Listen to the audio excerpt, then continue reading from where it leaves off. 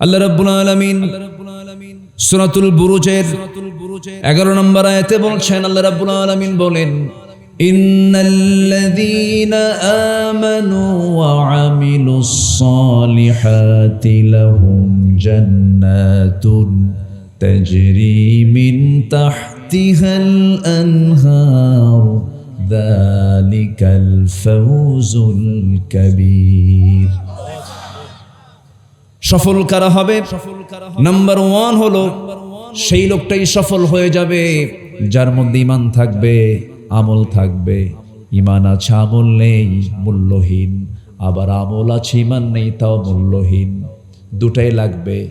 ঈমান আছে যেখানে, আমল আছে সেখানে। ঈমানও লাগবে, আমলও লাগবে। ঈমানহীন আমলের কোনো মূল্য নাই, আমলহীন ঈমানের কোনো মূল্য নেই। ঈমানহীন আমল যদি কেউ গোটা সম্পত্তি তার দানও করে দেয়, কোনো প্রাপ্তি আল্লাহর দরবারে পাবে না। যেমন করে বিল গেটস, বিশ্বের সেরা ধনী, সম্পত্তির প্রায় অর্ধেক সম্পত্তি শোনা যায় রেড ক্রসকে দান করেছেন, সমাজের কাজে দান করেছেন। এত বড় দানবীর হওয়ার পরেও আল্লাহর দরবারে পুরস্কার নাই, কারণ তার মধ্যে কি নাই? কি নাই? ঈমান। এই জন্য ঈমানটা হচ্ছে সবচেয়ে বড় সম্পদ। ঈমানকে লালন করতে হবে, ঈমানের যত্ন নিতে হবে। সবকিছু রোগ আছে, ঈমানেরও রোগ কিছু আছে, যে রোগগুলো ধরলে পরে ঈমানটার ক্যান্সার হয়ে যায়, ঈমান ক্যান্সার আক্রান্ত হয়ে যায়, রোগাক্রান্ত হয়ে যায়। আল্লাহ রাব্বুল আলামিন সেই জন্য বলছেন, ওয়াল্লাযীনা আমানু ওয়া লাম ইয়ালবিসু ঈমানান। আল্লাহ রাব্বুল আলামিন বলছেন, ঈমান যারা আনলো এবং ঈমানকে যারা শিরিক মিশ্রিত জুলুম দ্বারা যারা আচ্ছাদন করলো না, আল্লাহ রাব্বুল আলামিন বলছেন এই সমস্ত বান্দাগুলো নিরাপদে থাকা বান্দা, এদের জন্য জান্নাত রয়েছে। এই জন্য আমার বন্ধুগণ, ঈমানটাকে শিরিক দ্বারা আক্রান্ত করা যাবে না, বেদাত দিয়ে আক্রান্ত করা যাবে না। ওই গাছের পাতা খাইলে অসুখ সারবে, ওই মাজারে গেলে পরে সেজদা দিলে আমার উপকার হয়ে যাবে, আছে কিনা? আসতে বলবেন না, আছে না নাই? এইরকম করে ঈমানকে নষ্ট করে ফেলে, ঈমানের ক্যান্সার এনে দেয়। এরকম করলে পরে ঈমানটা নষ্ট হয়ে যাবে। আল্লাহ রাব্বুল আলামিন বলছেন, ইয়া আইয়ুহাল্লাযীনা আমানু আমিনু। ভালো করে ঈমান আনো। আংশিক এনেছ, আংশিক আনো নাই, তা হবে না। ইসলাম কি এক জায়গায় মানবে আর এক জায়গায় মানবে না, তা হবে না। ইসলামকে মানবো আমরা নিজের মতো করে, না আল্লাহর মতো করে? নিজের মতো করে মানার লোক আছে না নাই? বলেন, আছে। আল্লাহ রাব্বুল আলামিন সেই জন্য বলছেন, ইয়া আইয়ুহাল্লাযীনা আমানু দুখুলু ফিস সিলমি কাফা ওয়া লা তাত্তাবিউ খুতুওয়াতিশ শাইতান ইন্নাহু লাকুম আদুউম মুবিন। পরিপূর্ণ দাখিল হয়ে যাও। আংশিক ঢুকবে, আংশিক ঢুকবে না, তা হবে না। পুরোপুরি তোমাকে ঢুকতে হবে। আফাতুমিনুনা বিবাদিল কিতাবি ওয়া তাকফুরুনা বিবাদ। কিতাবের কিছু অংশ মানবি, কিছু অংশ মানবে না, তা হবে না। নামাজে মানবে, সমাজে মানবে না। নামাজে মানবে, অর্থনীতিতে মানবে না।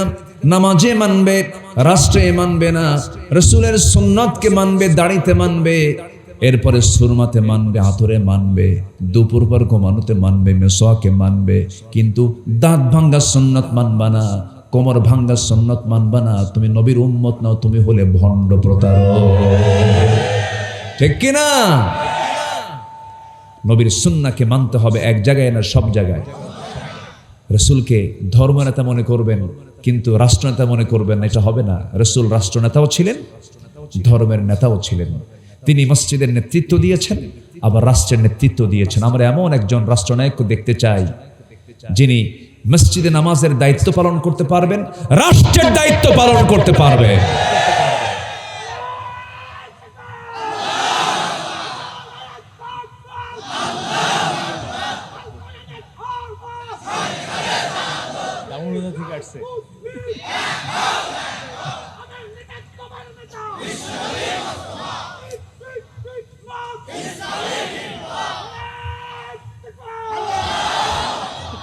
আল্লাহ কবুল করুন, জোরে বলি আমিন। আমরা আবু জেহেলদের নেতৃত্ব আর দেখতে চাই না, আমরা দেখতে চাই ওমরদের নেতৃত্ব, আবু বকরের নেতৃত্ব। আমাদের মডেল ওমর আছেন, আমাদের মডেল আবু বকর আছেন, আমাদের মডেল ওসমান আছেন, আমাদের মডেল আলী আছেন। পৃথিবীর কারো কাছে যাওয়া লাগবে না, আমাদের মডেল আছে না নয়? সম্মানিত ভাইয়েরা, মাইক কিরকম হচ্ছে? বাড়ি খাচ্ছে তো, বাড়ি খেলে তো টের পাওয়ার কথা। বাড়ি কই খায়? হ্যাঁ, একটু চেষ্টা করেন এটা সুন্দর করার জন্য, যেন সবার কানে যেন সাপ্লাইটা হয়। মাইক ভালো, হয়তোবা সাউন্ড সেটিং এ একটু সমস্যা হতে পারে, সামনের দিকে একটু আওয়াজে একটু সমস্যা হতে পারে। ইকো বেশি না দিয়ে আমার মনে হয় সাউন্ডটা ক্লিয়ার করে দেন। এখন কি শোনা যায়? শোনা যাচ্ছে? কি করে সব বলেন? এখন কি আওয়াজ শোনা যায়? এ তো মহা সমস্যা। দেখেন, হ্যাঁ, একটু চেষ্টা করেন যত সুন্দর করা যায়। আমাকে না বলে কিন্তু উঠতেছেন কিছু কিছু মানুষ, ওয়াদা কিন্তু ভঙ্গ হয়ে যাচ্ছে। একটু বসেন, কেউ না উঠি। একটু মাইকের অপারেটর যিনি আছেন, অপারেশনটা ঠিক মতো করেন, তাছাড়া কিন্তু ইনজেকশন দিয়ে দিবে আবার। ঠিক আছে না? জি, সুন্দর করে একটু অপারেশনটা করেন, যেন সবার কানে কানে প্রত্যেকটি পয়েন্টে পয়েন্টে যেন শব্দের ডেলিভারি, যেন আওয়াজের ডেলিভারি যেন হয়। আল্লাহ মাহফিলকে তুমি আল্লাহ সফল করো, জোরে বলি আল্লাহুম্মা আমিন। সম্মানিত ভাই, সফলতার জন্য 9টা শর্ত আছে। কয়টা শর্ত বলেন তো? 9টা শর্ত আছে। আমি কেবল 1 নাম্বার বলেছি, আরো আছে মোটামুটি কয়টা বলুন তো? 8টা আছে। আমরা একটা একটা করে আজকে শুনে আমলের নিয়তে এই পুঁজিগুলো নিয়ে বাড়িতে নিয়ে যাব, জোরে বলি ইনশাআল্লাহ। আমাদের জীবনে এগুলোকে ট্রিট করব, আমাদের জীবনে এগুলোকে প্রয়োগ করব, তাহলে আমরা বিফল হব না সফল হব? সফল হয়ে যাব। একটু কান লাগিয়ে মনোযোগ দিয়ে আমরা কথাগুলো শুনি। তাহলে প্রথম সফলতার জন্য শর্ত হলো ঈমান এবং আমল। রাজি আছি তো সবাই ইনশাআল্লাহ? ঈমান এবং আমল, এটা গুরুত্বপূর্ণ একটা বিষয়। আমার দেশে ঈমানদার লোক বেশি না নামাজি লোক বেশি বলেন? ভালো করে বলবেন। আমার দেশের নামাজি বেশি না ঈমানদার বেশি?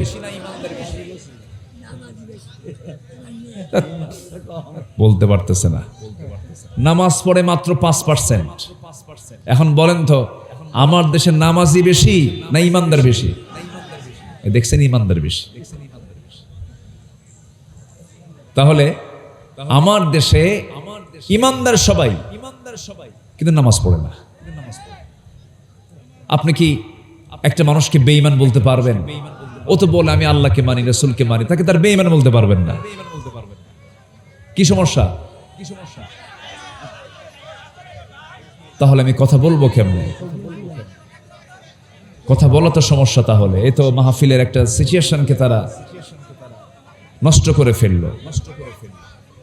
এটা আওয়াজকে সুন্দর করে দেন না ভাই, ও মাইকওয়ালা ভাই, একটু সুন্দর করে চেষ্টা করেন।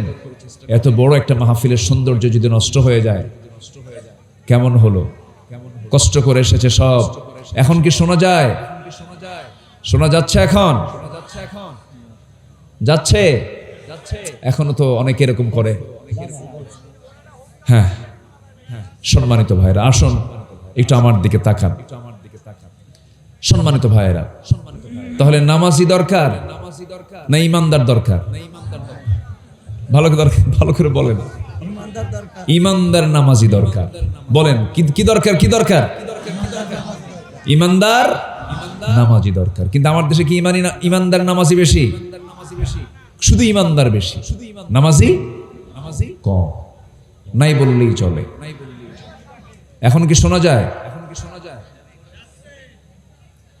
শোনা যাচ্ছে এখন? আচ্ছা, দেখা যাক। বলি আলহামদুলিল্লাহ। কিন্তু আমার কানে যেন কেমন মনে হচ্ছে। ঠিকঠাক করেন, আমারও আবার অকেজো করে দিয়েন না। সম্মানিত ভাইয়েরা, তাহলে আমার দেশে কিছু লোকের নামই আছে আবার শেষ। আমার দেশে কিছু লোকের নামই আছে হলো ঈমান আলী।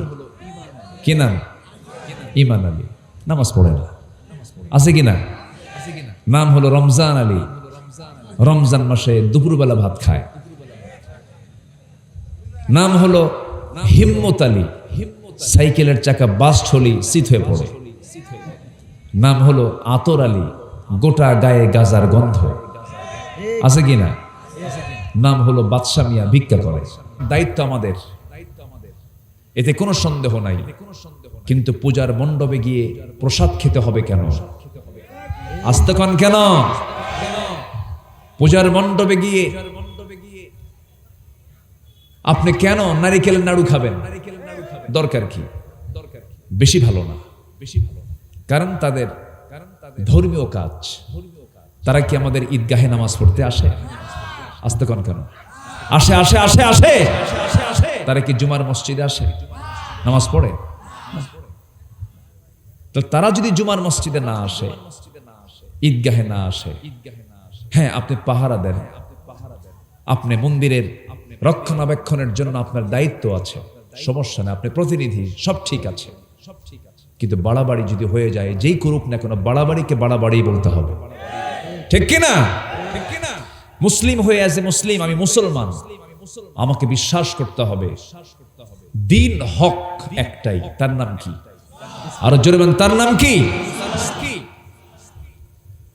অন্য কোন ধর্মের কুৎসা বলার দরকার নাই, অন্য কোন ধর্মকে নিয়ে কটাক্ষ করার দরকার নাই, গালি দেব না আমরা। তার ধর্ম সে পালন করছে, ভালো কথা, কিন্তু প্রশংসারও দরকার নাই। অন্য ধর্মের প্রশংসা করা মানে সেই ধর্মের গুরুত্বকে বাড়িয়ে দেওয়া। একমাত্র প্রশংসা হবে মুসলমানদের মুখ থেকে কার দিনের? আসতে বলবেন না, কার দিনের? অতি কথন হয়ে যায়, ঠিক না। আল্লাহ আমাদের বোঝার তৌফিক দান করুন, জোরে বলি আমিন। আমার এই কথার মধ্যে অনেক বড় মেসেজ আছে, আমি একটু ইঙ্গিত দিয়ে বুঝাইয়া দিলাম। ভুল হয়, ভুল হতে পারে না, ভুল হয়। আবার সেই ভুলটা নিয়ে আমার দেশের আবার মানুষের অ্যালার্জি হলো ভুলটা সামনে আনে। এই যে ক্যামেরাগুলো, এগুলো তো একদম মালাকুল মউত, বুঝলেন? মনে করেন এরা রেকর্ড করে, রেকর্ড 2 ঘন্টা আলোচনার ভিতরে হঠাৎ করে যদি কোনো একটা স্লিপ অফ টাং হয়, করে কি ওটা ফরওয়ার্ডে আনে, মানে হুজুরের পায়জামা খোর, আছে কিনা বলেন? আছে কিনা বলেন? এটা ঠিক না, বরঞ্চ উচিত যে হঠাৎ করে কোন একটা কথা বের হয়ে গেছে এটাকে হাইড করা। কি করে? ওটাই হয়ে যায় ব্রেকিং নিউজ। কি হয় বলেন তো? ব্রেকিং। ঠিক না, মানুষের ভুল হবেই, হবে না কেন? কিন্তু ভুল হওয়ার সঙ্গে সঙ্গে ওনার উচিত হলো ক্ষমা চেয়ে নেওয়া। কি চেয়ে নেওয়া বলেন তো? কিন্তু এই জাতি কি ক্ষমা চায় সহজে? এই জাতির চরিত্র কেমন আছে? ভুল হয়ে গেছে, ভুল হয়ে গেছে, এটা কখনো স্বীকার করে না। 54 বছরে যারা ক্ষমতায় ছিল, কেউ কি বলছে আমার এটা ভুল হয়েছে? কেউ কি বলছে পর্যন্ত? বলেন তো, তাহলে এরা কি মানুষ আছে না ফেরেশতা হয়ে গেছে? সব কি হয়ে গেছে? ফেরেশতা। কারো কোনো ভুল নাই। আশ্চর্য হয়ে যায় আমি। সম্মানিত ভাইয়েরা, সম্মানিত বন্ধুগণ, তাহলে আমরা ইসলামকে মানতে চাই 1 আনা না 16 আনা? 1 আনা না 16 আনা? ব্যক্তি জীবনে ইসলাম, রাষ্ট্র জীবনে ইসলাম আনতে হবে। ব্যক্তি জীবনে ইসলাম, ব্যবসার জীবনে ইসলাম আনতে হবে। ব্যক্তি জীবনে ইসলাম, রাজনৈতিক জীবনে ইসলাম আনতে হবে। মুসলমান বড় বড় আলেমরা নাগরিক হয়ে থাকবে আর চোররা ক্ষমতায় থাকবে, এটা মানায়?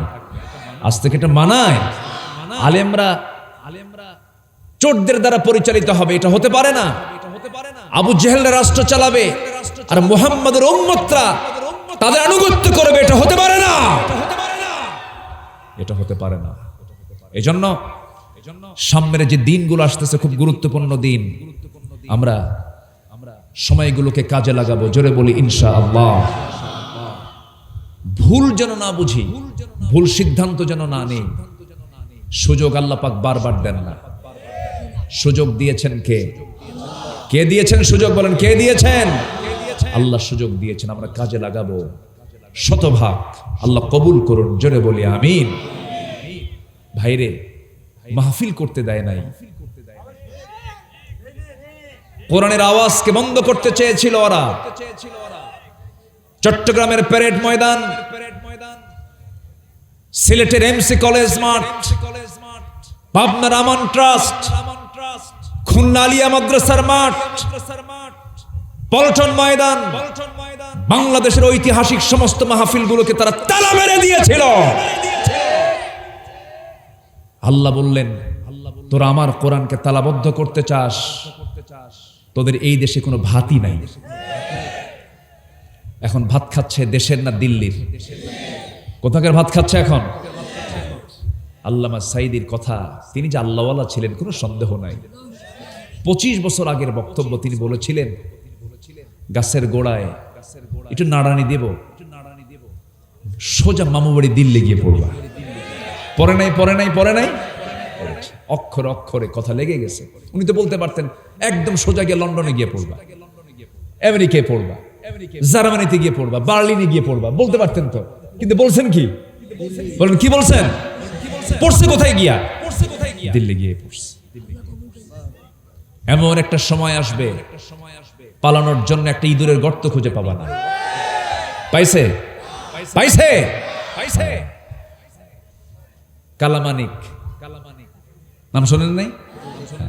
নবীর কি বলে, নবীর ওয়ারিসদের বিরুদ্ধে অনেক ষড়যন্ত্র করেছিল, কলাপাতায় শুয়েছিল, এখন জেলখানায় আছে। আরেকজন তো দরবেশ, নাম শোনেন না আপনারা? জানেন? অর্থ সবকিছু করতে পারে না, সম্মান ইজ্জত দেওয়ার মালিককে আসতে বলবেন না। কে কে কে কে? আল্লাহ পাক।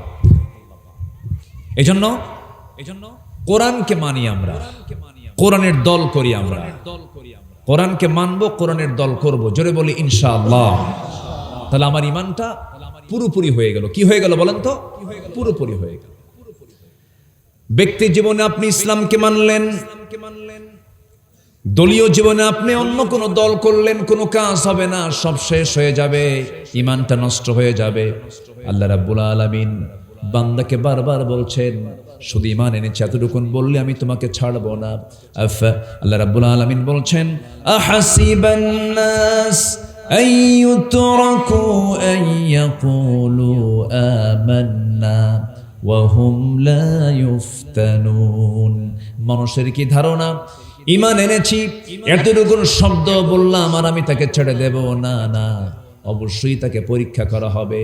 কোন নবীর পরীক্ষা নেই? সব নবীকে পরীক্ষা করেছেন তিনি আমার কে। প্রত্যেকটা পরীক্ষায় নবীরা ফেল করেছেন না পাস করেছেন? ফেল করেছেন না পাস করেছেন?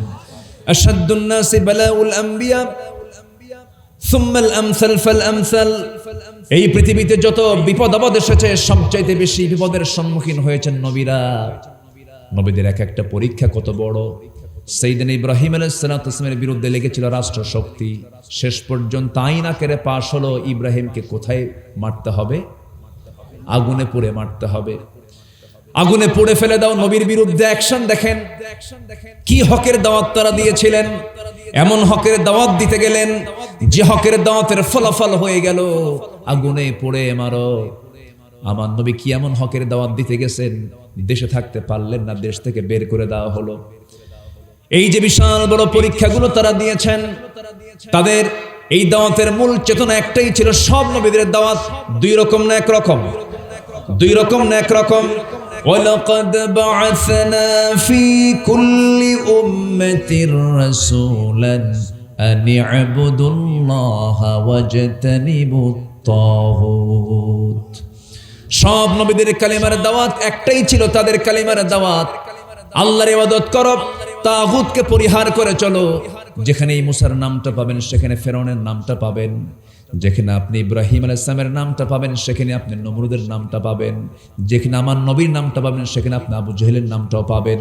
আজকের যুগেও যারা সেই নবীর রেখে যাওয়া দায়িত্ব যারা পালন করছেন, তারা যদি হকের পক্ষে টিকে থাকেন, এখনো আবু জেহেল আমার দেশেও আছে না নাই? আছে না নাই? মোকাবেলা করতে হবে, আবু জেহেলদের মুখোমুখি হতে হবে। হকের পক্ষে থেকে হককে লালন করে হককে বিজয়ী করার চেষ্টা করব আমরা। জোরে বলি ইনশাআল্লাহ।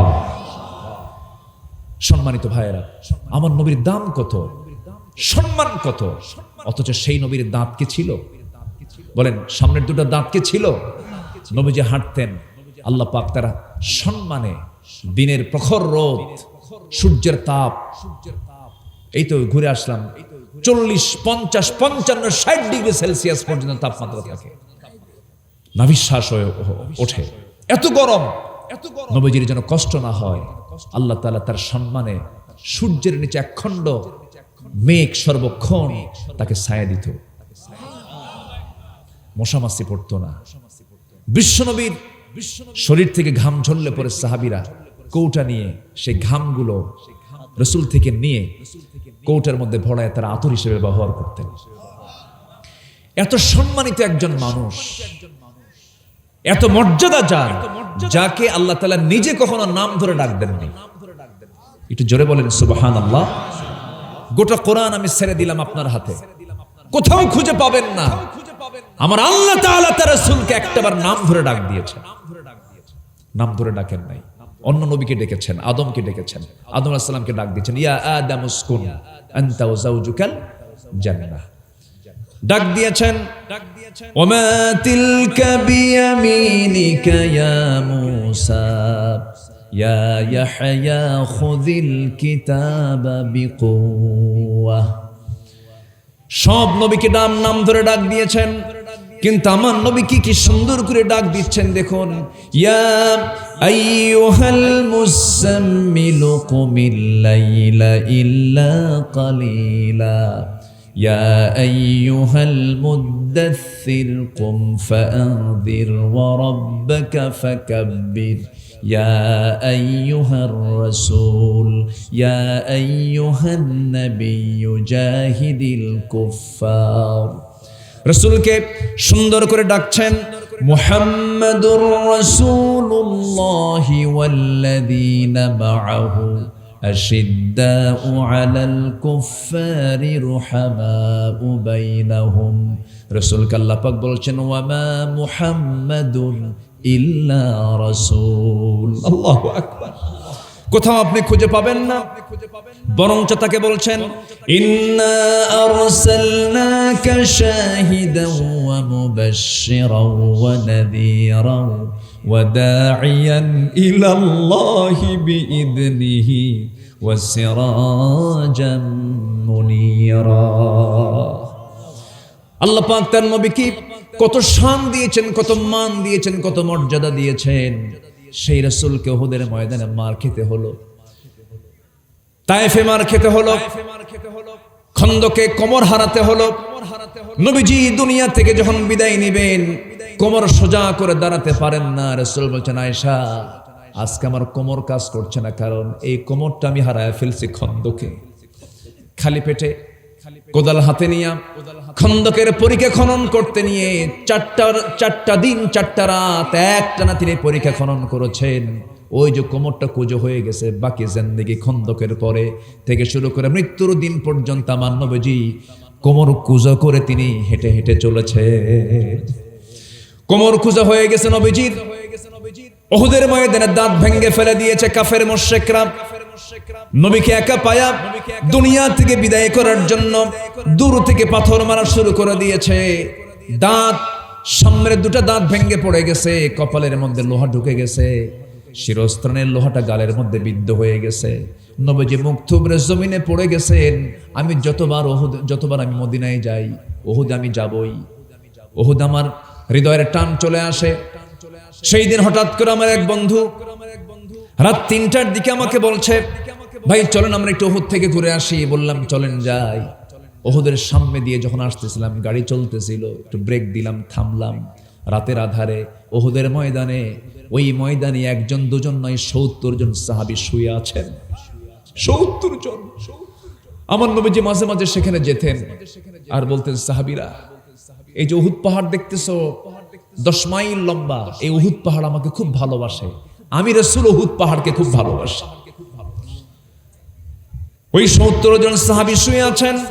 ইতিহাসের সাক্ষী হয়ে ওই জায়গায় গিয়ে আমি দাঁড়ালাম কিছুক্ষণ। আমার কাছে যেন মনে হলো বেহেশতের একটা সুমধুর গন্ধ যেন আমার নাকের ধাক্কা খাচ্ছে। সুন্দর একটা গন্ধ যেন আমার নাকে এসে ধাক্কা খাচ্ছে। আমার বন্ধুগণ, ওই যে সাহাবীগুলো জীবন দিয়েছেন, কারো নাক কেটেছে, কারো কান কেটেছে।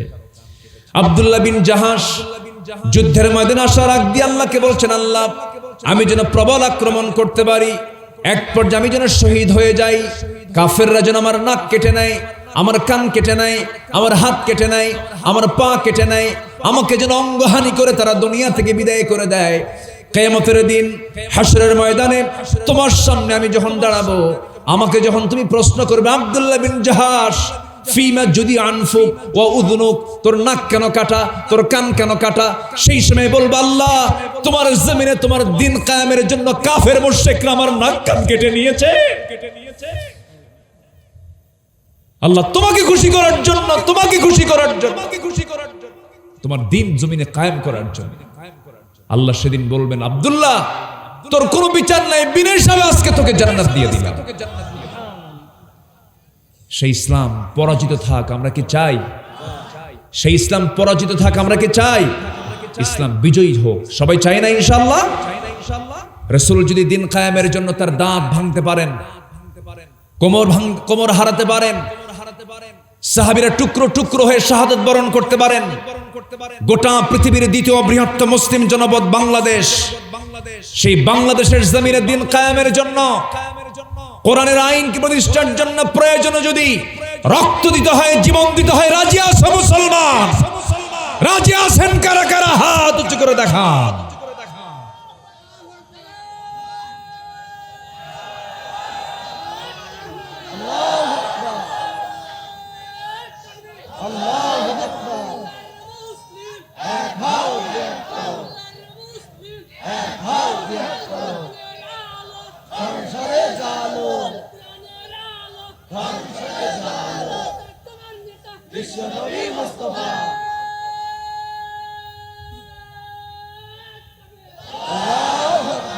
আল্লাহ কবুল করুন, জোরে বলি আমিন।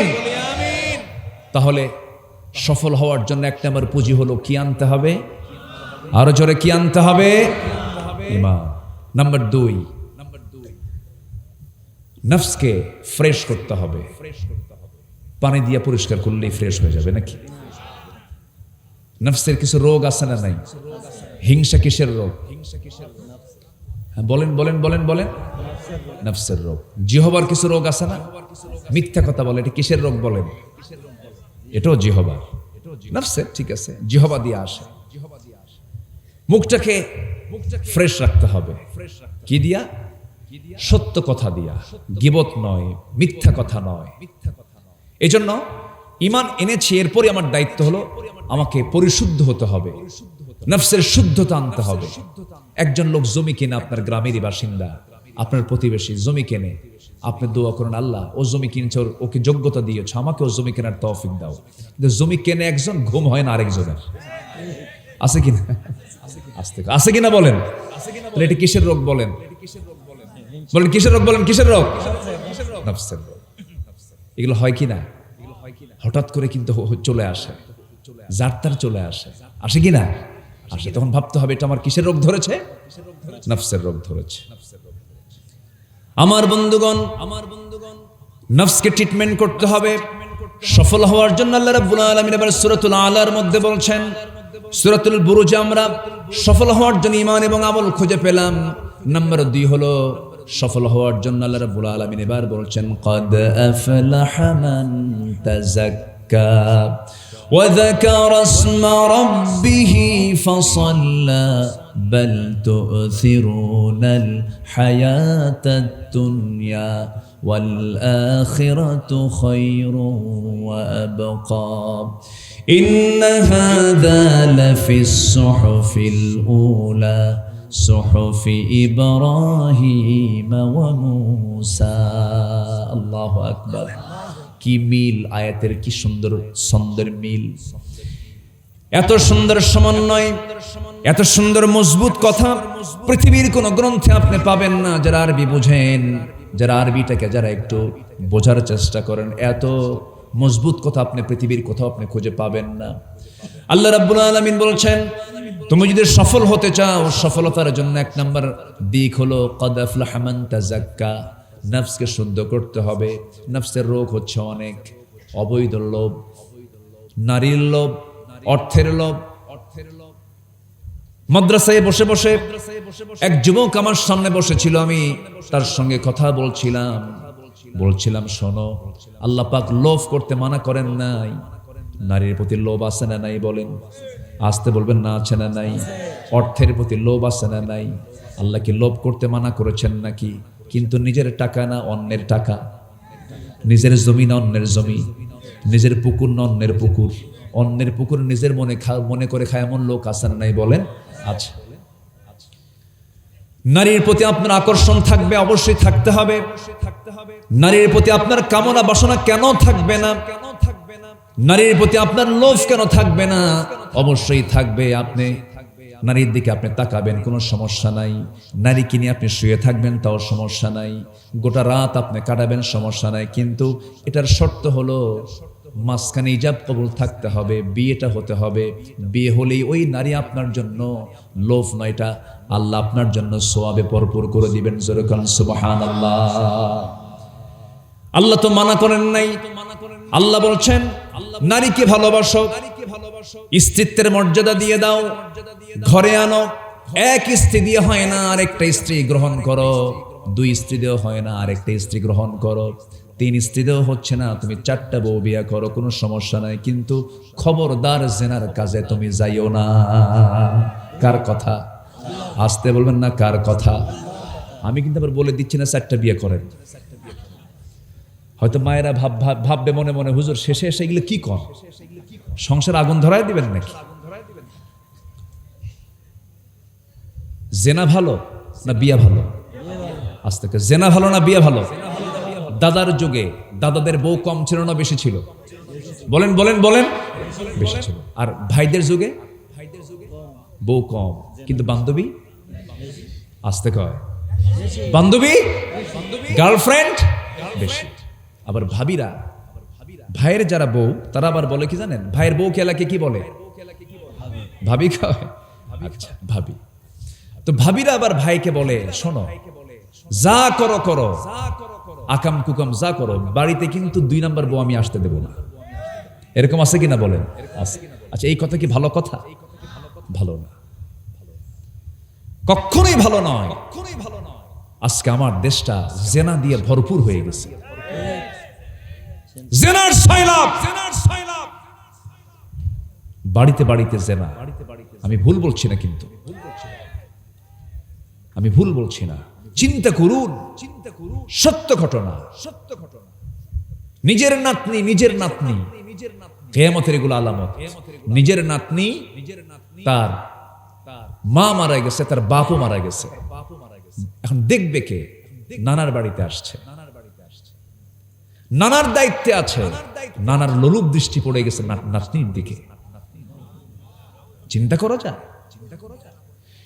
লোলুপ দৃষ্টি পড়েছে, নাতনি আবার মায়ায় পড়ে গেছে। নাতনি কয়, আমার নানা ছাড়া আমি বাঁচবো না।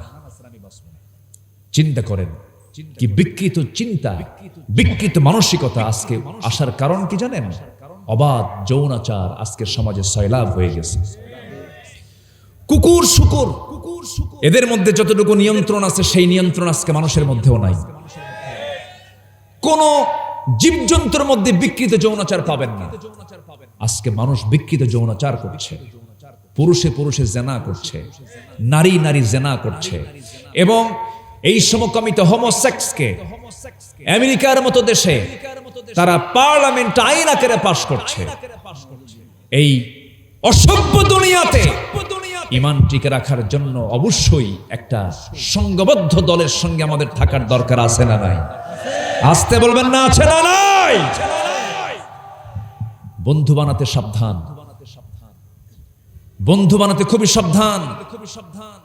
আজকে এই ডিভাইস, এই মোবাইল, এই সমস্ত অনলাইন অ্যাক্টিভিটিস যারা করছেন, যে কোনো মুহূর্তে আপনার ঈমানকে তারা ছো মেরে নিয়ে চলে যাবে। সাবধান হওয়ার দরকার আছে না নাই বলেন তো? আচ্ছা, এই চুয়াডাঙ্গাতে বছর 3 আগে কোথায় যেন একটা মাহফিল ছিল আমার। খাইতে বসছি, এক মুরব্বী এসে আমাকে বলতেছে, হুজুর একটু আমার বড় মেয়ের জন্য দোয়া করবেন। যে দোয়া করি। বিয়ে দিয়েছেন কোথায়? ঠাকুরগা। চুয়াডাঙ্গার মেয়ে আর ঠাকুরগার ছেলে এত দূর। ঘটককে হুজুর মোবাইল। ঘটককে আমি কি ভুল বলছি? কথাগুলো বলেন তো, ভুল বলছি? খুব সতর্ক থাকতে হবে। মেয়ের বাপ হয়েছেন, ছেলের বাবা হয়েছেন, পাহারা দিতে হবে। চরম ফিতনার যুগ আমরা অতিক্রম করছি এখন। অনেক বড় ফিতনা, অনেক বড় ফিতনা।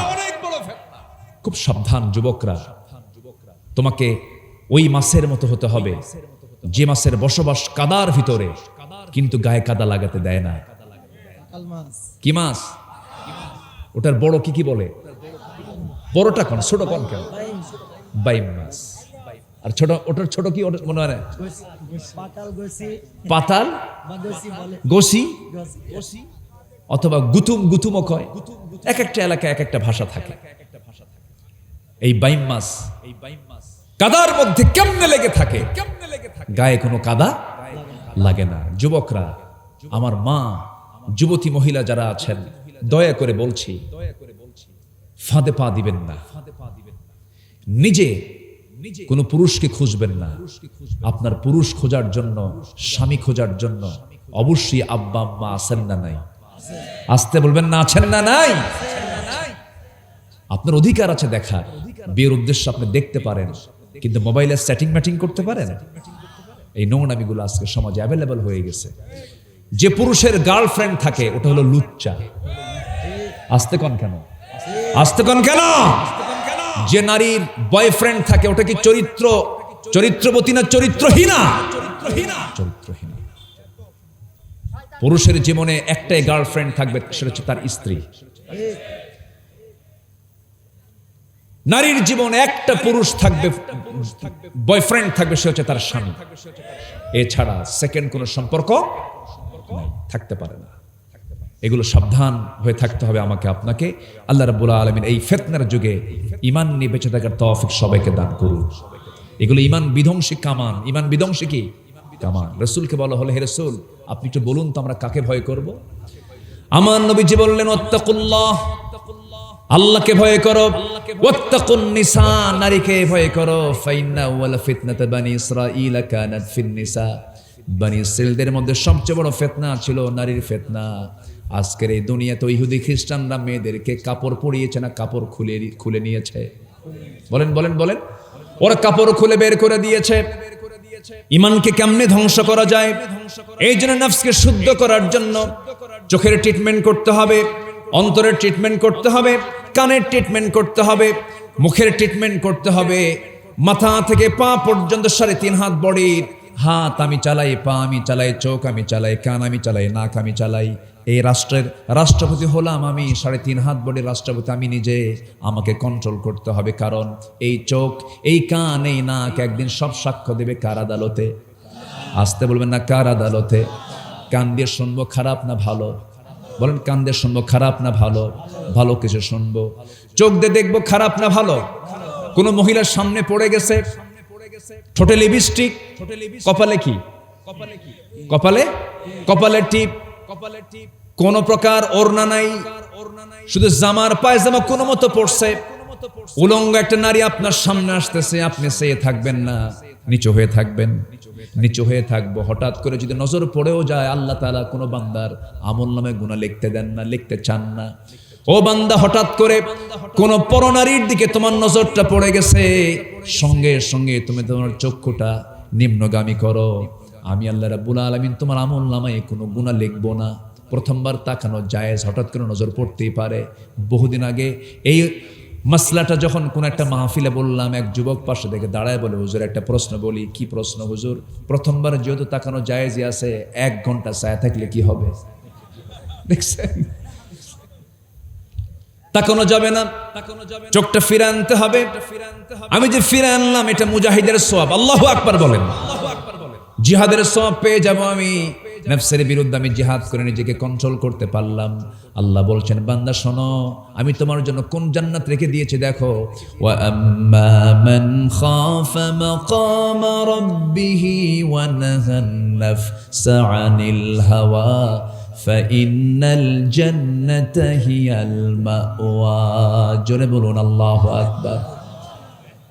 বিশাল বড় একটা ফিতনায় পড়েছিলেন বিশ্বের সেরা সুন্দর একজন যুবক, আমার নবীর পরিজার সৌন্দর্যের জায়গা তিনি হচ্ছেন সাইয়েদনা ইউসুফ আলাইহিস সালাতু ওয়াস সালাম। আমার নবী বেশি সুন্দর না ইউসুফ বেশি সুন্দর? বলেন বলেন বলেন বলেন। ইউসুফ আলাইহিস সালাম সুন্দর ছিলেন, তবে আমার নবীর চাইতে বেশি নয়। আমার নবী সব দিকই সুন্দর। আল্লাহু আকবার বলেন। আল্লাহ পাক তাকে 100 পুরুষের 100 জন জান্নাতি পুরুষের শক্তি দান করেছিলেন। 100 জন জান্নাতি পুরুষ। আল্লাহু আকবার বলেন। আমার নবী তো নবী, আমরা কোন নবীর উম্মত হতে পেরেছি? আল্লাহু আকবার বলেন। ইউসুফ আলাইহিস সালাতু ওয়াস সালাম অনেক সুন্দর ছিলেন, সৌন্দর্যের পিরামিড তিনি। এই সৌন্দর্য তাকে বিশাল ফিতনায় ফেলে দিল। একজন নারী তার প্রতি এত ঝুঁকে পড়লো, এত ঝুঁকে, একদম মানে জোকের মতো। কিসের মতো? জোক এলাকায় কি বলে? জোকের মতো, অক্টোপাসের মতো একদম জেকে বসলো, ছাড়েই না। নাছোড় বান্দা ধরে ফেললো। একদিন ছলে বলে কৌশলে একদম ঘরের মধ্যে তুলিয়ে ফেলছে। চিন্তা করা যায় কত বড় ঈমানের পরীক্ষা এটা। ঘরের মধ্যে তুলে সব দরজা লাগায় দিয়া বলতেছে, ইউসুফ তুমি আর আমি, এর মাঝে আর কেউ নাই, একটা পিঁপড়াও আমাদের তথ্য জানবে না, কোনো আদান প্রদান হবে না, এই নিউজ কোথাও যাবে না। ইউসুফ আলাইহিস সালাতু ওয়াস সালাম দেখলেন এত লক্ষণ খারাপ, লক্ষণ তো এলোমেলো। এবার তিনি বলছেন তুমি কিছু বলতে চাও কি? তুমি কি এখনো বোঝো না? ইবনে কাসির আসছে, চোখে চুলের খোপাটা আস্তে করে ছেড়ে দিল। জুলাইখা যৌবনের সকল সৌন্দর্যের পসরা যখন তার সামনে ওপেন করা হলো, ইউসুফ আলাইহিস সালাতু ওয়াস সালাম তিনি কাঁপতে লাগলেন, কাঁপতে কাঁপতে পিছন দিকে যেতে লাগলেন। দেয়ালে পিঠ থেকে গেল, চক্ষু বন্ধ করে কাঁপতে কাঁপতে চোখের পানি ফেলতে ফেলতে আল্লাহকে বলছেন, আল্লাহ এত বড় বিপদে পড়েছি, এত বড় ফিতনা থেকে তুমি আল্লাহ আমারে বাঁচায়া দাও। আল্লাহ বলছেন, বান্দারে তুই যখন আমার কাছে যখন চাবি, আসার জন্য চেষ্টা করবি, ওয়াল্লাযীনা জাহাদু ফীনা লানহাদিয়ান্নাহুম সুবুলানা, আমি তোর জন্য অসংখ্য দরজা আমি তোর জন্য খুলে খুলে দেই। আল্লাহর কাছে চাইলেন, ওমা উবাররিউ নাফসি ইন্নান নাফসা লাম্মারাতাম বিসসু, আমি নিজেকে নির্দোষ মনে করে নেই ইউসুফ, আমার মন চাচ্ছিল আমি ওইদিকে ঝুঁকে পড়ি। যৌবন আছে না নাই?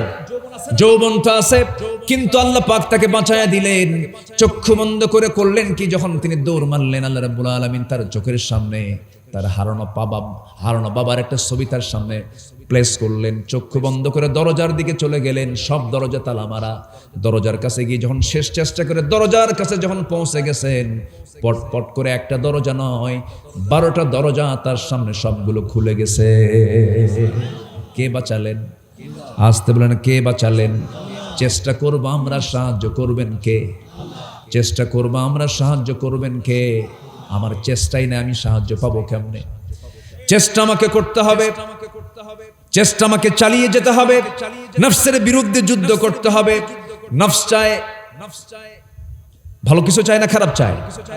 নফস খারাপ কিছু চায়, গাড়ি চাই, বাড়ি চাই, নারী চাই, এটা চাই, ওটা চাই, ওটা চাই, ওটা চাই।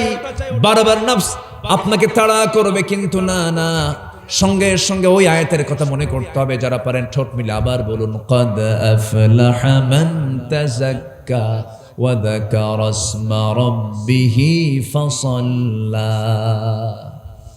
যার মুখটা আল্লাহর জিকির দিয়ে ভিজানো থাকবে, জিহ্বাটা সিক্ত হবে আল্লাহর জিকিরে।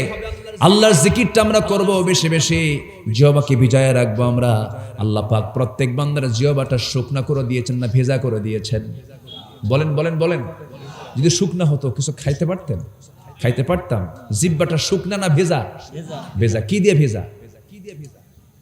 বলেন কি দিয়া? হ্যাঁ, এর নাম কি বলেন? লালা। বলেন কি বলেন? লালা দিয়ে ভেজা। এটা লালা দিয়ে ভিজে রেখেছেন সর্বক্ষণ 24 ঘন্টা। ঘুমের মধ্যে মনে হয় শুকে যায় না? আরো বেশি হয়, আরো বেশি হয়। দেখবেন যে অনেকের ঘুম পাড়তে পারতে বালিশ ভিজে শেষ। ঠিক কিনা বলেন? কি ভিজে শেষ? বালিশ ভিজে শেষ হয়ে যায়, লালা পড়ে। তো এই যে লালাটা আল্লাহ পাক দিয়েছেন, 24 ঘন্টা কিন্তু লালা আসছে। কে দিচ্ছেন?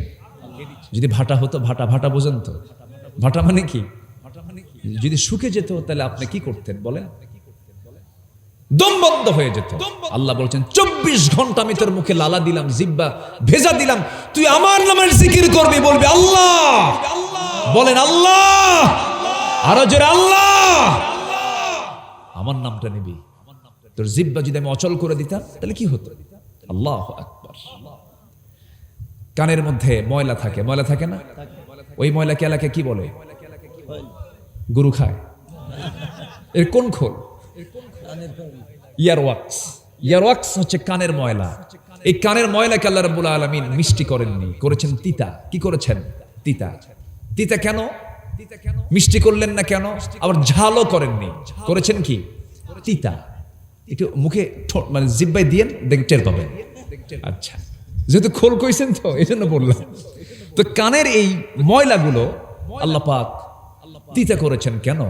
সলিমুদ্দি আল্লাহর বান্দা যখন ঘুমাতে যাবে, যদি কানের ময়লাগুলো যদি মিষ্টি হতো, সব পিঁপড়া কোথায় ঢুকতো বলেন? কোথায় ঢুকতো বলেন? কানের মধ্যে ঢুকতো। আল্লাহ পাক সিকিউর করে কানের মধ্যে একটা ময়লা দিলেন, পিঁপড়া ঢোকা মাত্র রে তিতারে, কি কথা বোঝেন নাই? বের হয়ে আসে, ওর কোনো খাবার সেখানে নাই, চলে আসে। আচ্ছা, চোখের পানি কি করেছেন? মিঠা। কি কেমন লাগে? লবণ লবণ না? তাহলে দেহ কিন্তু একটাই, কান কি? তিতা। চোখেরটা আর জিব্বারটা সাত। সাত বলেন। লালা, লালাটা কি? কি কি স্বাদ? কেমন তিতা লাগে? তিতা, কোনো স্বাদ নাই, কোনো স্বাদ নাই। আপনি লালাটা বের করবেন, কোন স্বাদ পাবেন না, লবণও পাবেন না, মিষ্টিও পাবেন না। আবার কানেরটা আপনি তিতা পাবেন, চোখেরটা আপনি লবণ পাবেন। দেহ কয়টা বলেন? বলেন দেহ কয়টা বলেন? প্রত্যেকটা দেহের প্রত্যেকটা পার্টসের পিছনে আল্লাহ রাব্বুল আলামিন মেশিন সেট করে দিয়েছেন। আমার বন্ধুগণ, এই চোখটাকে আল্লাহ রাব্বুল আলামিন লবণ পানিতে ভাসমান রেখেছেন কেন? কারণ এই বান্দা যখন এই চোখ নিয়ে জমিনে চলতে যাবে, চোখের তো প্রয়োজন। চোখ যদি নষ্ট হয়ে যায়, এই চোখে যেন কোনো জীবাণু না ঢোকে, কোনো পোকামাকড় আক্রমণ করে যেন চোখকে নষ্ট না করতে পারে। যখন কোনো সমস্যা হয়, সঙ্গে সঙ্গে আল্লাহ রাব্বুল আলামিন ওই লবণ পানিটা চোখের মধ্যে আস্তে আস্তে করে বের করে দিয়া স্থায়ী মলমের বন্দোবস্ত করে দেন। জোরে কোন সুবহানাল্লাহ। মানুষের চোখের পাপড়ি পড়ে কিনা বলেন? পলক পড়ে না? পলক প্রতি মিনিটে মানুষ গড়ে 15 থেকে 20 বার পলক ফেলে। এই পলক শুধু পড়েই না, প্রতিটা বার পড়ার সময় অস্ত্র থেকে লিকুইড ছড়িয়ে দেয় পুরো চোখে। এর ফলে চোখ থাকে আর্দ্র, ধুলাবালি ক্ষতিকর জীবাণু থেকে মুক্ত। পলক হলো চোখের প্রাকৃতিক ওয়াইফার, যা ঘুমের মধ্যে চোখের সুরক্ষা নিশ্চিত করে। প্রতিদিন আমাদের চোখ থেকে গড়ে 1 মিলিলিটার অশ্রু তৈরি হয়, যা স্বচ্ছ অথচ অত্যন্ত কার্যকর এক তরল পদার্থ। এই অশ্রুর মধ্যে থাকে লাইসোজাইম নামের এক প্রাকৃতিক অ্যান্টিবায়োটিক, যা চোখকে ব্যাকটেরিয়ার আক্রমণ থেকে রক্ষা করে। সুবহানাল্লাহ বলা যাবে না?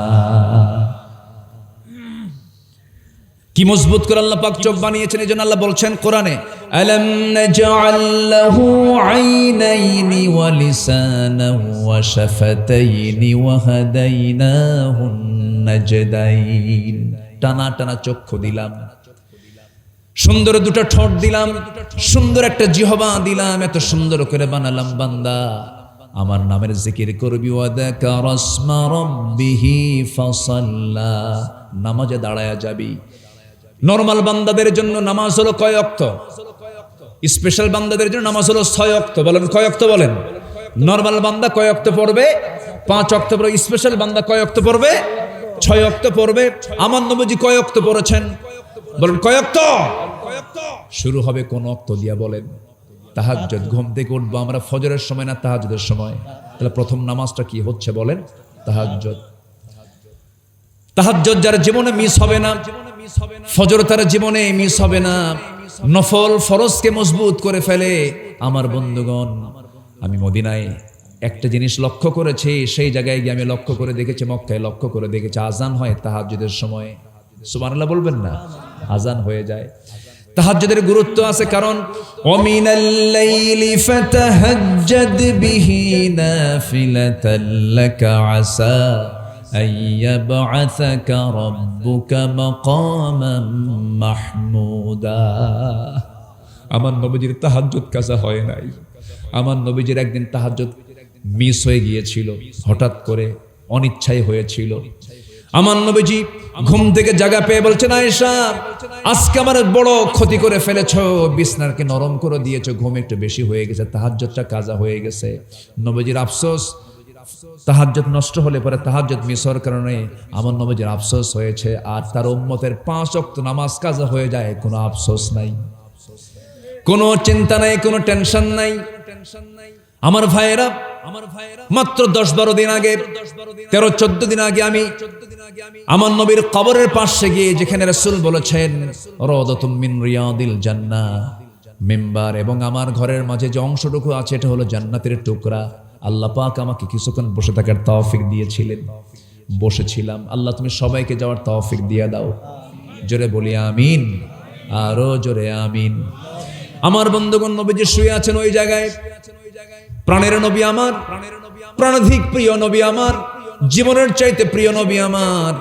মদিনায় যাওয়ার পর আমি আল্লাহর কসম করে বলছি, নিজের মুখরোচক ভাবে কোনো কথা বলছি না। মদিনার সফর যেদিন শেষ হলো, আমাকে মদিনা এয়ারপোর্টের দিকে নিয়ে যাচ্ছে গাড়িতে করে। আমি যাচ্ছি, আল্লাহর কসম করে বলছি, মন বলছিল আহারে যদি না যে যদি মদিনায় থাকতাম কতই না ভালো হতো। আল্লাহর কাছে একটা দোয়া প্রায় আমি ব্যক্তিগতভাবে করে থাকি, আল্লাহ জন্ম আমার বাংলাদেশে, কিন্তু জীবনের চাইতে প্রিয় মানুষটার মৃত্যু হলো মদিনায়। আমি তো মরেই যাব, একদিন মরে যেতে হবে। আল্লাহ কোথায় মৃত্যু রেখেছো জানি না, তবে তোমার দরবারে একটাই আমার ফরিয়াদ হলো, আল্লাহ মেহেরবানি করে তোমার নবীর শহরে আমার মৃত্যুটা দিয়ে দিও। নবীকে কাছে না আনা পর্যন্ত, রাসূলকে সামনে না নিয়ে আসা পর্যন্ত, রাসূলকে মডেল বানানো না পর্যন্ত, রাসূলকে আপন না বানানো পর্যন্ত আল্লাহকে পাওয়া যাবে না। আল্লাহকে কখনোই পাওয়া যাবে না। সাহাবীদের মর্যাদা কেন বেশি হয়েছে? সাহাবীদের দাম কেন বেশি হয়েছে? সাহাবীদের দাম বেশি হওয়ার যতগুলো কারণ আছে, এর মধ্যে 1 নম্বর কারণ হলো সকল সাহাবী জীবনের চাইতে সবচাইতে বেশি রাসূলকে তারা ভালোবাসা উপহার দিয়েছেন। জোরে বলি সুবহানাল্লাহ। সবাইকে রাজি আছেন না ইনশাআল্লাহ? ভাই সবাইকে রাজি আছেন না ইনশাআল্লাহ? আমরা নবীর দেশে যাব, আল্লাহ কবুল করুন। টাকা লাগে না, টাকা লাগবে না, আপনি নিয়ত করবেন, ব্যবস্থা হয়ে যাবে। জোরে বলি ইনশাআল্লাহ। 1 ভরি স্বর্ণের দাম 2 লক্ষ টাকা, আর নবীকে দেখার জন্য, নবীর দেশ চেনার জন্য, আল্লাহর ঘর চেনার জন্য লাগে হলো 1.5 লাখ টাকা। এই যশোর বেল্টের এক রিকশাওয়ালা মক্কায় আমাকে দেখে দৌড় মেরে এসে আমাকে ধরে ফেলে বলে, হুজুর আমি আপনার খুব ভক্ত, আমি আপনার ওয়াজ শুনি, আমি হজ করতে আসছি। আমি বললাম আপনি কি করেন? আমি রিকশা চালাই। রিকশা চালা আপনি হজে আসলেন কেমনে? হুজুর 15 বছর ধরে প্রত্যেক দিন 15 টাকা 20 টাকা 30 টাকা করে জমা করে টাকা যখন জমা হয়ে গেছে জমা দিয়ে দিছি, চলে আসছি। আলহামদুলিল্লাহ বলবেন না? তাহলে আপনার প্রাণের চেয়ে প্রিয়, আমার প্রাণের চেয়ে প্রিয় যে রাসূলটা শুয়ে আছেন, সেই জায়গায় একটু দাওয়াত যাওয়ার একটু চিন্তা ভাবনা কি নেওয়ার দরকার আছে না নাই? আছে না নাই? আছে না নাই? যাওয়া দরকার, যেতে হবে। আল্লাহ যাওয়ার তৌফিক দান করুন। জোরে বলি আমিন। ইন্নাস সাফা ওয়াল মারওয়াতা মিন শাআইরিল্লাহ। সাফা মারওয়া আল্লাহ তাআলার নিদর্শন, যেতে হবে। ওমান দাখালাহু কানা আমিনা, এখানে যারা ঢুকবে তারা নিরাপত্তা পেয়ে যাবে।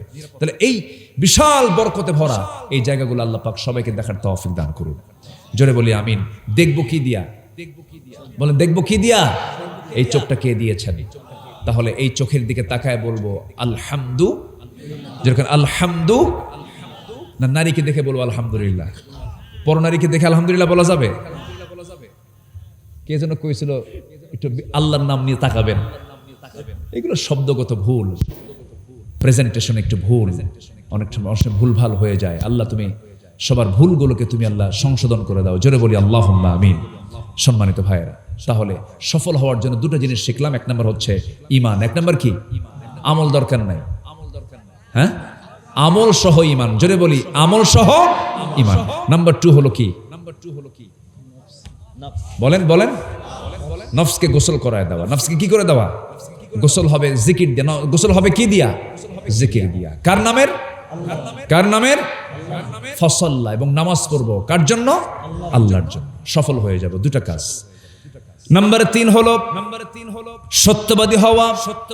সত্যবাদী যদি হতে পারি আমরা সফল হয়ে যাব। সত্যবাদীদের জন্য সফলতা নিশ্চিত। সময় খুবই কম, একটু শর্টলি বলছি। নাম্বার 4 হলো তাকওয়া অর্জন করা। তাকওয়াটা কাকে বলে? তাকওয়া কোথাও থাকে না, তাকওয়া বাইরে দেখা যায় না। তাকওয়া হা হুনা, আর তাকওয়া হা হুনা, এই জায়গায় থাকে তাকওয়া। আমরা এমন একটা শাসক দেখতে চাই যাকে মুত্তাকি বলতে পারবো। এমন একটা শাসক যদি আমরা পেতে পারতাম গোটা জাতি মুত্তাকি হয়ে যেত। ওমর ছিলেন মুত্তাকি শাসক, বলেন আলহামদুলিল্লাহ। কে কে বলেন তো? ওমর। কয় নম্বর খলিফা? কয় নম্বর খলিফা? কয় নম্বর খলিফা? 2 নম্বর। কি শাসক তিনি ছিলেন! জনগণের কাছে যেতেন, কাউকে লাগতো না, একা একা চলে যেতেন। রাতের বেলা কোন এক রাতের আধারে তিনি বের হয়েছেন। জুতো পায়ে তিনি হাঁটতেছেন না, খালি পায়ে হাঁটতেছেন। বলা হলো, ওমর খালি পায়ে হাঁটো কেন? দেখো পাথরের পথ, আর আমার জুতা যদি পাথরের উপর দিয়ে যদি আমি হাঁটতে নেই, জুতার কারণে পাথরে, জুতা এবং পাথর দুটো এক জায়গায় ধাক্কা লেগে একটা আওয়াজ হবে। রাতের আমার দেশের নাগরিকের ঘুমের ব্যাঘাত হবে। কিয়ামতের দিন আমাকে জবাব দিতে হবে এই জন্য খালি পায়ে হাঁটতেছে। সুবহানাল্লাহ বলবেন না? এটার নাম হলো তাকওয়া। এটার নাম কি? তাকওয়া। কার ভয়? আল্লাহর ভয়। পায়ে হেঁটে হেঁটে চলে গেছেন এক দূর অঞ্চলে, প্রত্যন্ত অঞ্চলে গিয়ে এক বুড়ি মহিলাকে পেলেন ছোট্ট একটা ঘরের মধ্যে। সালাম দিয়ে বলেন, মা কেমন আছেন? ভালো নাই। কেন? কোনদিন ওমর আমাকে দেখতে আসলো না। দেশ নাকি ওমর চালায়। ওমর ফারুক নিজের পরিচয় গোপন করে বললেন, মা এত দূর কি আসা যায়? এ তো অনেক দূর। এবার বুড়িমা বলতেছে, এটা যদি দূরই মনে হয় তাহলে ওমর কেন দায়িত্ব নিল? কি কথা কি বুঝতেছেন? দূরই যদি মনে হয় দায়িত্ব নেওয়ার তো দরকার ছিল না। ওমর ফারুকের চোখ বেয়ে টপ টপ করে পানি পড়ছে, কাঁদতেছেন, কিন্তু পরিচয়টা দিচ্ছেন না। পরিচয় দিলে তো লজ্জা পাবেন, পরিচয় দিচ্ছেন না তিনি। এবার তিনি বুড়িমাকে লক্ষ্য করে বলেন, বুড়িমা শোনেন, আপনা ওমরের বিরুদ্ধে যে অভিযোগটা দিয়েছেন সে অভিযোগটা আমি তুলে নিতে চাই। বিনিময়ে আপনি যা চাবেন তাই দেওয়া হবে। এবারে বুড়ি মহিলা বলছে, অভিযোগ? এই অভিযোগ তুলতে হলে আমাকে কিছু দিনার দিতে হবে। কি নিবেন আপনি? যা চাবেন তাই দেব। 25 দিনার দাও। 25 দিনার তার হাতে দেওয়া হলো। দেওয়ার পরে সাইয়েদনা ওমর ফারুক হঠাৎ করে ডাক দিচ্ছেন, আলী এদিকে আসো। সাইয়েদনা আলী এবার বলছেন, আমিরুল মুমিনিন ওমর ফারুক আসতেছি। এটা আবার ওই মহিলার কানে চলে গেছে। মহিলা থরথর করে কাঁপে আর ভাবতেছে, আহারে ওমরের সামনে এতক্ষণ ধরে কি বললাম আমি। সাইয়েদনা ওমর ফারুক বললেন, মা আপনি আমাকে চিনতে পেরেছেন, কোনো ভয় নেই, কোনো টেনশন নাই। কিন্তু আমি বড় আসামি ছিলাম। আপনি যেহেতু আমাকে আসামি মুক্ত করে দিলেন, আমাকে মুক্ত করে দিয়েছেন, আমি খুশি হলাম। কিন্তু আপনি যে আমাকে আমার বিরুদ্ধে যে অভিযোগ আর রাখলেন না, এটা আমি লিখিত করতে চাই, আইন আকারে লিখিত করে নিতে চাই। কিভাবে লিখিত করে নেবেন বলেন? করলেন কি, কোথাও কোনো লেখার জিনিস না পেয়ে নিজের জামাটা ছিঁড়লেন। নিজের জামাটা ছিঁড়ে নিয়ে সেই জামার ভিতরে, জামার উপরে লিখে নিলেন, 25 দিনারের বিনিময়ে সমস্ত অভিযোগ উড্র করে নেওয়া হলো, তুলে নেওয়া হলো। এই লিখিত আকারে এই কাগজটা নিয়ে, এই কাপড়টা নিয়ে বাড়িতে চলে আসলেন। সন্তানদেরকে ওসিয়ত করলেন, শোনো আমার সন্তানরা, আমি যেদিন দুনিয়া থেকে বিদায় নেব, বিদায় নেওয়ার সময় আমি যখন কবরস্থ হয়ে যাব, আমার কাফনের কাপড়ের সাথে তোমরা এই কাগজটা, এই লেখাটা একসঙ্গে করে দিবা। আমি যখন আল্লাহর আদালতে, আল্লাহর সামনে যখন হাজির হব, এই লেখাটা নিয়ে আল্লাহর সামনে হাজির হয়ে বলবা, আল্লাহ আমার জনগণের বিরুদ্ধে আমার কোনো অবস্থান ছিল না, জনগণ আমার পক্ষেই যে সাক্ষী দিয়েছে, লিখিত দিয়েছে, আমি কোনো অভিযুক্ত নই, আমাকে মাফ করে দিও। জোরে বলেন সুবহানাল্লাহ। এটার নাম হলো তাকওয়া। এটার নাম কি বলেন? তাকওয়া। আমার বন্ধুগণ, বহু কথা ছিল, শর্ট করে বলছি আমরা। নাম্বার 5 হলো ধৈর্যশীল যারা হবে, আল্লাহ রাব্বুল আলামিন তাদেরকে সফলতার কথা বলেছেন, তারা সফল হয়ে যাবে। আমার বন্ধুগণ, ধৈর্য আছে যার, সফলতা আছে তার। ব্যবসা আগে না ধৈর্য আগে? বলেন বলেন বলেন বলেন। বিয়া আগে না ধৈর্য আগে? বলেন বলেন বলেন। ধৈর্য নাই, বিয়া করছে, বউ থাকবে নাকি? এক মহিলা বেশ কিছুদিন আগে আমাকে ফোন দিয়ে বলে, হুজুর একটা প্রশ্ন, কি আমার স্বামী সকালেও তালাক দেয়, বিকেলেও তালাক দেয়, আমি কি আসি না নাই? কি কথা কি বুঝতেছে? সকালেও তালাক দেয়, বিকেলেও তালাক দেয়, আমি কি আসি না নাই? ধৈর্য নাই যার, সফলতা নাই তার, ধৈর্য আছে যার, সফলতা আছে যার। আল্লাহ রাব্বুল আলামিন এই জন্য বলছেন, ইন্নী জাযাইতুহুমুল ইয়াওমা বিমা সাবারু আন্নাহুম হুমুল ফাইজুন। জোরে বলুন আল্লাহু আকবার। নাম্বার 6 হলো জীবনের সকল জায়গায় আল্লাহর আনুগত্য, নবীর আনুগত্য যারা টিকে থাকবে তারা সফল হবে। ওয়ামান ইউতিইল্লাহা ওয়া রাসূলাহু ফাকাদ ফাযা ফাওজান আযীমা। জোরে বলুন আল্লাহু আকবার। নাম্বার 7 হলো সৎ কাজের আদেশ দেওয়া, অসৎ কাজের বাধা দেওয়া। কি এমন দল আছে না নাই আমার দেশে বলেন তো? সৎ কাজের আদেশ দাও, অসৎ কাজের বাধা দাও, এমন দল আছে না নাই? বাধা কি একা দেওয়া যায় না, সবাই মিলে দিতে হয়। আমরা সেই দল করব যে দলে গেলে পরে সৎ কাজের আদেশ আছে, অসৎ কাজের বাধা আছে। জোরে বলি ইনশাআল্লাহ। আল্লাহ একা করতে বলেন না এই কাজ, আল্লাহ বলছেন ওয়ালতাকুম মিনকুম উম্মাতুন ইয়াদউনা ইলাল খায়রি ওয়া ইয়া'মুরুনা বিল মা'রুফি ওয়া ইয়ানহাউনা আনিল মুনকার ওয়া উলাইকা হুমুল মুফলিহুন। জোরে বলুন আল্লাহু আকবার। নাম্বার 8 হলো তওবা করা। কি করা? কার কাছে? কার কাছে? আল্লাহর কাছে তওবা করা। আল্লাহ ভুল করছি, মাফ করে দাও। রাজি আছেন না সবাই? তওবা কি একবার হবে না বারবার হবে? একবার না বারবার? দিনে কি 2 বার? আমার রাসূল সারা দিনে 100 বারেরও বেশি বার তওবা করতেন। তুবু ইলাল্লাহ ফাইন্নী আতুবু ফিল ইয়াউমি 100 মাররা। তোমরা আল্লাহর কাছে তওবা করো, আমি রাসূল নিজে 100 বারেরও বেশি বার তওবা করি।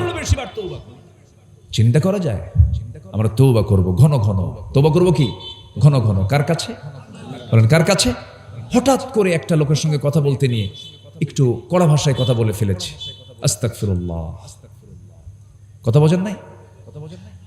একটা মানুষকে কড়া ভাষায় কথা বলেছি, তার কাছে গিয়ে বলবো ভাই আফওয়ান, আমাকে মাফ করে দিয়েন, মেজাজটা খারাপ ছিল, আমি মাফ চাই, আমাকে মাফ করে দিবেন।